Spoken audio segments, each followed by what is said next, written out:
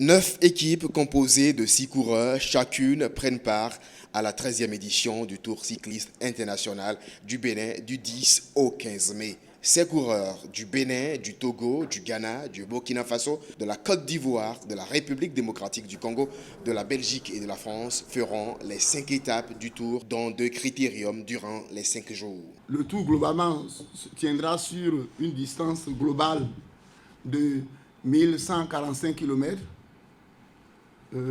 distance totale, avec un transbordement de 630 km, dont la distance parcourue sera de 515. Le Tour compte 2 critériums. Un critérium dans la ville de Port-Novo le samedi 14 et un critérium de clôture le dimanche 15, jour de la Pentecôte, à Cotonou. Le Tour cyclisme du Bénin est l'événement phare de la fédération. Alors, le promoteur souhaite la naissance de nouvelles équipes grâce à sa vulgarisation. Les coureurs sont pratiquement de Cotonou, pratiquement, président, c'est bien ça, autour. Mais on ne va pas rechercher, si vous voulez, sur Nati Tango et autres, dans ces villages, dans ces villes, il y a certainement des jeunes.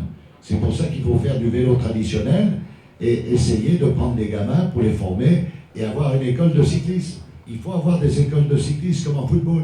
Le Bénin est souvent en difficulté sur le Tour. Francis Ducreux apporte quelques éléments de réponse. Le problème qu'ils ont, c'est que ces tours sont situés à une date où il n'y a pas de tour avant. Sauf le Sénégal, mais ça c'est un tour avec... C'est des pros, hein. C'était des professionnels. Le Sénégal et il y avait le Cameroun, c'est tout. Il n'y a pas de tour avant pour préparer. Il est là le problème. L'apprentissage continue pour les écureuils du 10 au 15 mai de Parakou à Cotonou.